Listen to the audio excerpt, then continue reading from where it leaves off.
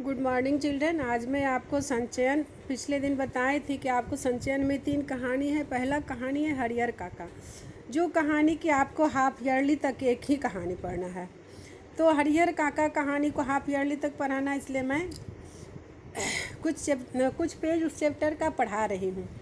ध्यान से सुनोगे, बुक भेज दूँगी, आप लोग ध्यान से पढ़ोगे उसको। इस कहानी में कथाकार ने एक ग्रामीण पारिवारिक जीवन के साथ साथ आस्था के प्रतीक धर्म स्थान और धर्म सजा के धारकों में स्वार्थ लोलुपता को उजागर किया है, जिसको कि आपको कहानी के द्वारा मैं स्पष्ट करूंगी। लेखक बताता है कि घर वह जगह है जो अपनों के सुख दुख में, आपदा विपदा में, बीमारी में, हर्ष उल्लास में एक दूसरे को काम आना सिखाता है, एक दूसरे की उन्नति को मार्ग प्रशस्त करने की सीख और अवसर देता है। धर्म स्थल इसी अपनेपन को, इसी सहृदयता को और सहयोग की इसी भावना को अपने से कहीं आगे विस्तार देने की समझ और संस्कार देता है। धर्म स्थल की क्या खासियत होती है, ये बताया जा रहा है। यदि कभी किसी के मामले में घर और धर्म स्थल अपनी भूमिका छोड़ अपने मूल स्वभाव को तिलांजलि दे तो क्या हो जाता है? अराजकता, अनाचार और अन्याय, अपराध फैल जाता है, जैसा कि हरिहर काका के साथ हुआ है। हरिहर काका एक वृद्ध और निसंतान व्यक्ति होते। उनका बड़ा पूरा संयुक्त परिवार है। गांव के लोग कुमार्ग पर न चले यह सीख देने के लिए एक ठकुरबाड़ी भी है हरिहर काका के गांव में। और हरिहर काका की विडंबना देखिए, यही दोनों उनके लिए काल और विकराल बन जाता है। कौन कौन? अपना घर और ठकुरबाड़ी, दोनों काल में बन जाता है उनके लिए।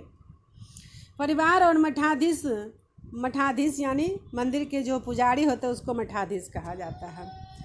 दोनों उनके सुख या हित की चिंता नहीं करते। दोनों को क्या हो जाता है? हरिहर काका की संपत्ति का लालच घेर लेता है। आपको पंक्तिबद्ध पढ़ाने जा रही हूँ। लेखक का हरिहर काका से गहरा संबंध था, क्योंकि वो उनके पड़ोसी थे। लेखक कहता है कि हरिहर काका के यहाँ से मैं अभी अभी लौटा हूँ। कल भी उनके यहाँ गया था, लेकिन न तो वह कल ही कुछ कह सके और न आज ही। दोनों दिन उनके पास में देर तक बैठा रहा, लेकिन उन्होंने कोई बातचीत नहीं की। जब उनकी तबीयत के बारे में पूछा तब उन्होंने सिर उठाकर एक बार मुझे देखा, फिर सिर झुकाया तो दोबारा नहीं, मेरी ओर नहीं देखा। हालांकि उनकी एक ही नज़र बहुत कुछ कह गई। जिन यंत्रणाओं के बीच वो घिरे थे और जिन मनः स्थिति में जी रहे थे, उनमें आंखें ही बहुत कुछ कह देती है, मुंह खोलने की ज़रूरत नहीं पड़ती। यानी लेखक का कहने का अर्थ ये है कि जब वो हरिहर काका से मिलने गए तो हरिहर काका अपने परिवार के दुर्व्यवहार से बहुत दुखी रह रहे थे। अपने परिवारों के बीच वो कुछ बोल नहीं पा रहे थे, लेकिन उनका चेहरा यह बता रहा था कि वे कितने दुखी हैं। यंत्रणाओं यानी शोषण के बीच घिरे हुए थे और जिस मनः स्थिति में जी रहे थे, यानी उनकी मन की स्थिति जो थी उसे कहने की ज़रूरत नहीं थी। उनके चेहरे के हाव भाव से लेखक ने परख लिया था। हरिहर काका की ज़िंदगी में से मैं बहुत गहरे से जुड़ा था। अपने गांव में जिन चंद लोगों को मैं सम्मान देता हूं, उसमें हरिहर काका एक हैं। हरिहर काका के प्रति मेरी आसक्ति के अनेक व्यवहारिक और वैचारिक कारण हैं। तो लेखक कहता है कि हरिहर काका से मेरा इतना गहरा संबंध क्यों बना। तो इसका 2 कारण था। एक यह कि हरिहर काका मेरे पड़ोस में रहते हैं, और दूसरा कारण कि मेरी माँ बताती है कि हरिहर काका बचपन में बहुत दुलार करते थे। तो बचपन से ही लेखक को हरिहर काका जो है अपने बच्चे की तरह दुलार प्यार किए थे, और जब बड़े हुए लेखक तो उनसे और गहरा संबंध बन गया। एक पिता अपने बच्चे को जितना प्यार करता है उससे कहीं ज़्यादा प्यार हरिहर काका लेखक को दिया करते थे। और लेखक कहता है कि जब मैं सयाना हुआ यानी जवान हुआ तो मेरी पहली दोस्ती हरिहर काका के साथ हुई। हरिहर काका ने जैसे मुझसे दोस्ती के लिए उतनी ही उम्र तक प्रतीक्षा की थी, यानी बचपन से बड़े होने तक लगता जैसे कि हरिहर काका उनको दोस्त बनाने का प्रतीक्षा कर रहे थे। माँ बताती है कि मुझसे पहले गांव में किसी अन्य से इनकी इतनी गहरी दोस्ती नहीं हुई थी। तो लेखक की माँ उनको कहानी बताते हैं कि हरिहर काका जितना तुमसे क्लोज हो चुके हैं, जितना जुड़ चुके हैं, इतना समाज में किसी और से पहले इतना जुड़ा हुआ नहीं थे। उनकी इस स्थिति ने मुझे चिंतित कर दिया। यानी लेखक को यह जब कहानी पता चला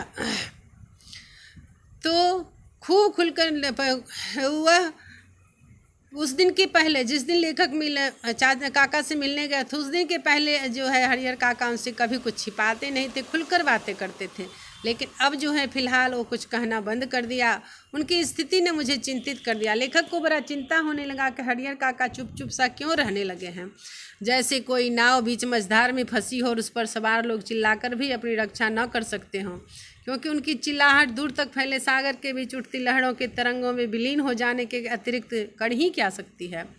यानी कहने का अर्थ कि हरिहर काका ऐसे मौन हो चुप हो गए थे कि अपने परिवार के बीच गरजने से भी उनका कोई दुख सुनने वाला नहीं था। मौन रहकर जल समाधि लेने के अतिरिक्त कोई दूसरा विकल्प नहीं था। यानी कहने का अर्थ कि चुप रहने के सिवा हरिहर काका के पास कोई दूसरा उपाय नहीं था अपने परिवार के साथ उनके दुर्व्यवहार से। लेकिन मन इसे मानने को कतई तैयार नहीं। जीने की लालसा की वजह से बेचैनी और छटपटाहट बढ़ गई हो, कुछ ऐसी स्थिति के बीच हरिहर काका घिर गए थे। यानी हरिहर काका कुछ बोल तो नहीं सकते थे, लेकिन जीना था, इसकी वजह से उनकी बेचैनी जो है बढ़ रही थी अपने परिवार के दुर्व्यवहार के साथ। पता नहीं, उनको समझ नहीं आ रहा था कि मैं इस परिवार में कैसे रहूं। हरिहर का लेखक कहता है कि हरिहर काका के बारे में मैं सोचता हूँ तो मुझे लगता है कि यह समझ नहीं पा रहे कि कहें तो क्या कहें। आखिर हरिहर काका की चुप्पी तोड़ने के लिए क्या करूं मैं, ऐसा कुछ लेखक को समझ में नहीं आ रहा था, क्योंकि पारिवारिक मामला था। अब कोई ऐसी बात नहीं जिसे कहकर वह हल्का हो सके। तो हरिहर काका बार बार लेखक प्रयास करता है कि हरिहर काका अपने अंतर्मन की बात को मेरे सामने प्रकट करे ताकि उसका कोई समाधान निकालूं, लेकिन हरिहर काका कुछ बोल नहीं पा रहे थे। हरिहर काका की स्थिति में मैं भी होता तो निश्चय ही इस गूंगेपन का शिकार होता। लेखक कहता है कि जिस तरह की स्थिति से हरिहर काका गुजर रहे थे, अगर वैसी स्थिति मेरे साथ होती है तो मैं भी वही वैसा ही करता जैसे हरिहर काका अभी गूंगा बनकर बैठ गए हैं। क्यों बन गए थे, तो ये तो बता रही हूँ कि उनका परिवार का सदस्य जो था वो निसंतान थे। उनकी पत्नी भी मर चुकी थी। उनका भाई और भाई के परिवार जो थे उनके साथ बड़ा ही बुरा दुर्व्यवहार कर रहे थे, बहुत गलत व्यवहार कर रहे थे।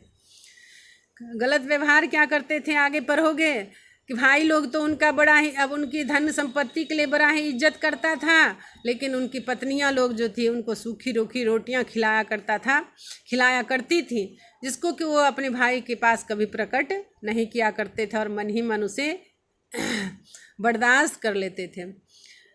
हरिहर काका